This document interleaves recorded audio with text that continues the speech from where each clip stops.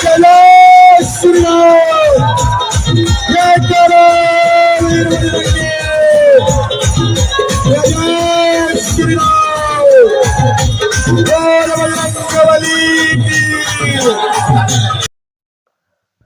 स्वतंत्रता के पश्चात सेकुलरवाद के नाम से हिंदू समाज के साथ बढ़ते अन्याय तथा ईसाइयों व मुसलमानों की तुष्टीकरण के बीच सन 1957 में आए नियोगी कमीशन की आंखें खोल देने वाली रिपोर्ट ने हिंदू समाज के कर्णधारों की नींद उड़ा दी थी। रिपोर्ट में ईसाई मिशनरियों द्वारा छल कपट लोभ लालच व धोखे से पूरे देश में हिंदुओं के धर्मांतर की सच्चाई सामने आने लगी थी। इसके बावजूद भी केंद्र सरकार ने इसे रोकने के कोई प्रभावी और केंद्रीय कानून बनाने के लिए स्पष्ट मना कर दिया था। इसके अलावा हिंदू समाज में भी अनेक आंतरिक संघर्ष चल रहे थे, जिनके कारण भी देश का संत समाज बहुत चिंतित था।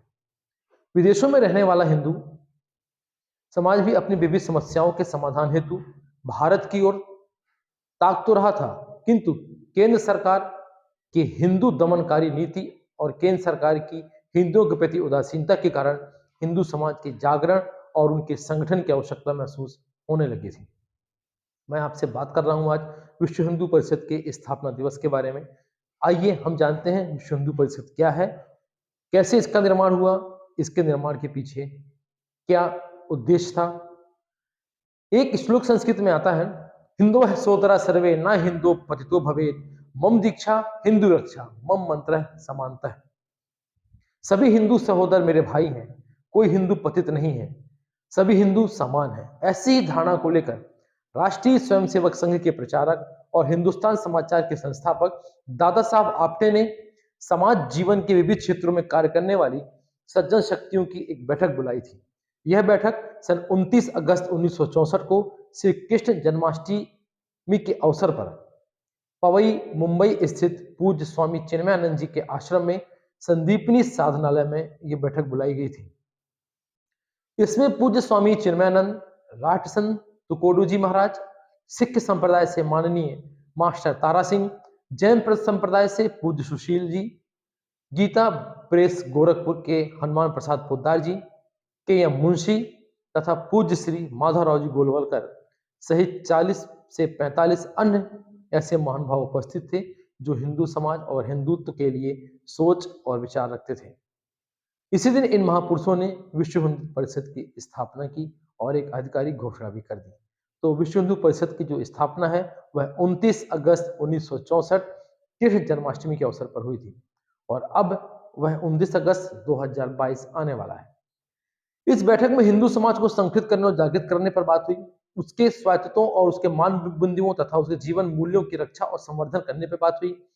विदेश में रहने वाले हिंदुओं से संपर्क स्थापित करना और उन्हें मजबूत और सुदृढ़ बनाने के लिए उनकी सहायता करने संबंधी विश्व हिंदू परिषद ने यह कदम उठाए और ऐसे इनके लगभग 3 मुख्य उद्देश्य तय किए गए।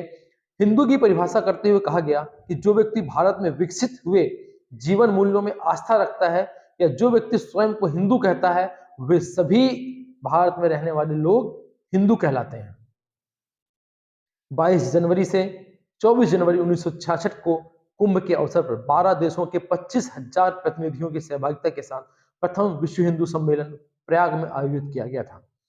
300 प्रमुख संतों की सहभागिता के साथ पहली बार प्रमुख रूप से शंकराचार्य जी एक साथ आए और धर्मांतरण पर रोक और परावर्तन, जिसे हम घर वापसी कहते हैं, का संकल्प लिया गया।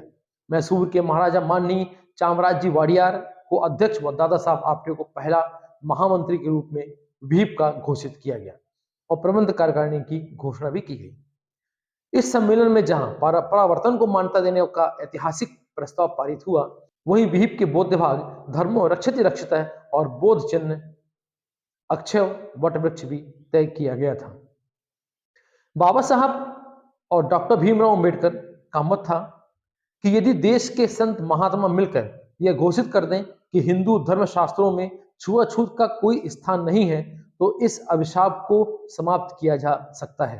इसी को ध्यान में रखते हुए 13 से 14 दिसंबर 1969 को उडुपी धर्म संसद में संघ के तत्कालीन सरसंघ चालक श्री माधवराव जी गोलवलकर, जिन्हें हम गुरुजी के नाम से जानते हैं, कि एक विशेष प्रयासों के परिणाम स्वरूप भारत के प्रमुख संतों ने एक स्वर में हिंदवः सोदरा सर्वे ना हिंदू पतितो भवेत के उद्घोष के साथ सामाजिक समरसता का ऐतिहासिक प्रस्ताव भी पारित किया था। 1994 में काशी में हुई धर्म संसद का निमंत्रण डोम राजा का देना पूज्य संत न सिर्फ स्वयं चलकर गए बल्कि उनके घर का प्रसाद भी ग्रहण किया। अगले दिन डोम राजा धर्म संसद के अधिवेशन में संतों के मध्य बैठे और संतों ने पुष्प हार माला पहनाकर उनका स्वागत किया।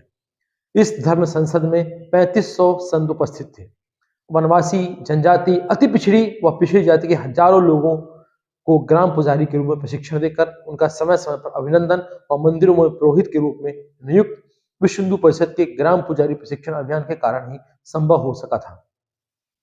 9 दिसंबर 1989 में श्री राम जन्मभूमि का शिलान्यास एक अनुसूचित जाति के कार्यकर्ता कामेश्वर चौपाल द्वारा कराए जाने के अतिरिक्त देश भर में आयोजित समरसता यज्ञ, समरसता यात्राएं, समरसता गोष्ठियां, हिंदू परिवार मित्र योजना, अनुसूचित जाति व जनजातियों के लिए छात्रावास इत्यादि अनेक योजनाओं व कार्यक्रमों के माध्यम से विश्व हिंदू परिषद हिंदू समाज के बीच व्यापक छुआछूत के इस अभिशाप से मुक्त होने का अभूतपूर्व कार्य करता रहा है और करता आया है।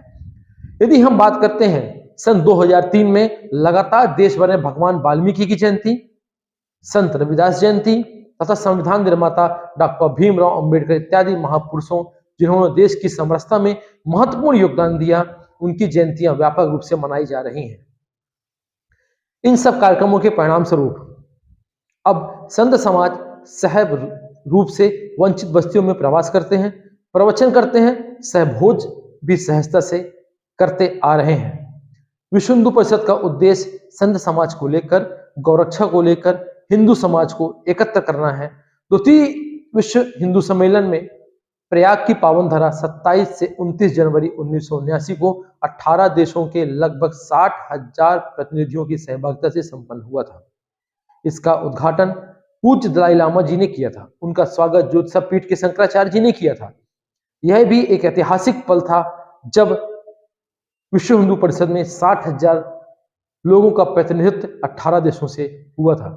देश के वनवासी, गिरिवासी व नगरवासियों के कुंभ के रूप में असम के जोराहट में 27 मार्च से लेकर 29 मार्च 1970 में देश के सभी प्रमुख तीर्थों व 45 नदियों के जल से एकात्म हुए सम्मेलन में अनेक पूज्य संत, महात्माओं व पूर्वोत्तर के विचारकों के साथ नागरानी गार्डिनिलू ने यह घोषणा की कि प्रकृति पूजक वनवासी समाज, जिसे ईसाई मिशनरियां अपने चंगुल में फंसा रही हैं, उनका धर्मांतरण करा रही हैं, पैसे और लालच के लोभ में आदिवासी समाज को ईसाई में कन्वर्ट किया जा रहा है, उस हिंदू समाज का भी यह हिंदू समाज का एक बहुत अभिन्न अंग माना जाता है।